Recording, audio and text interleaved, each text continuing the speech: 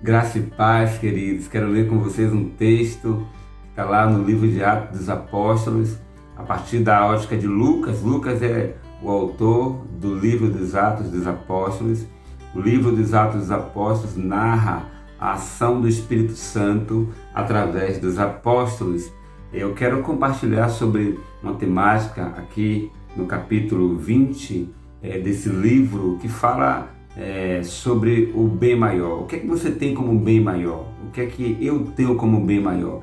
Aquele que eu tenho como bem maior, aquele que para mim é tudo, aquele que para mim é a razão da minha vida, do meu viver, faz com que o meu comportamento também ele tenha adequações, àquilo que eu tenho como bem maior, para que se cumpra aquilo, para que se realize aquilo que eu tenho como bem maior. E o que é que Paulo tem como bem maior?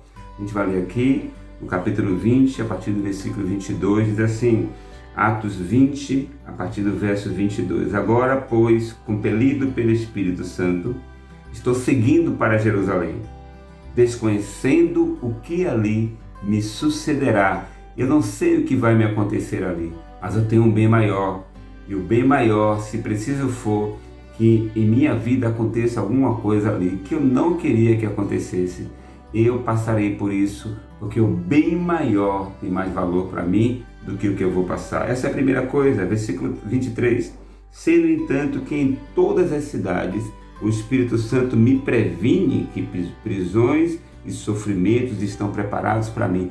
O bem maior que temos como meta de vida, até vindo avisos sobre nós de que a gente caminhando para vivenciar esse bem maior, pode ocorrer algumas situações em nossa vida que Paulo destaca na dele, prisões e sofrimentos que realmente ele passou, ele foi preso, ele foi chicoteado, e o Espírito Santo avisou isso para ele, mas ele tinha um bem maior, e isso não teve tanto valor para ele, isso não trouxe tanto peso. O sofrimento, olha que coisa, irmãos, o sofrimento, a perseguição, a luta que Paulo passou, não teve tanto peso tanto quanto cumprir aquilo que era o bem maior para a vida dele. Verso 24, ele vai expor o que é o bem maior.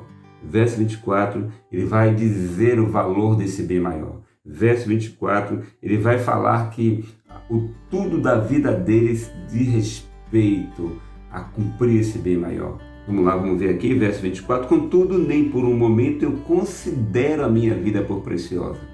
Paulo nem a própria vida dele considerava como valor, como preciosidade. A existência dele não era nada em detrimento à questão de fazer valer o bem maior da vida dele, aquilo que ele mais valorizava na vida dele. Contudo, nem por um momento considero a minha vida como valiosa ou preciosa, tesouro para mim mesmo. Aí Paulo vai dizer o que ele tem como bem maior da vida dele. E esse deve ser o bem maior da nossa vida.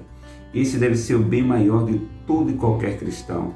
Esse deve ser o bem maior de todo e qualquer ser humano. O bem maior que Paulo fala que tem na vida, contanto, ele explica, contanto que possa completar a missão e o ministério que recebi do Senhor Jesus.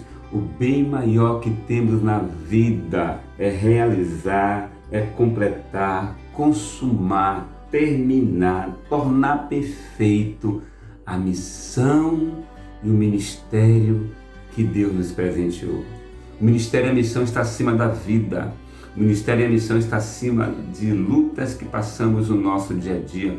O ministério e a missão está acima de qualquer sofrimento que venhamos a nos envolver ou sermos acometidos. Ele está acima de todas as coisas.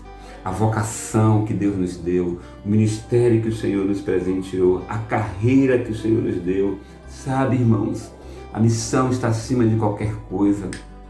E se tiver que passar por lutas, se tiver que ser atingido e afetado em sua própria existência para cumprir a missão, glória a Deus por isso. Amém? Esse é o maior presente que você tem, a missão.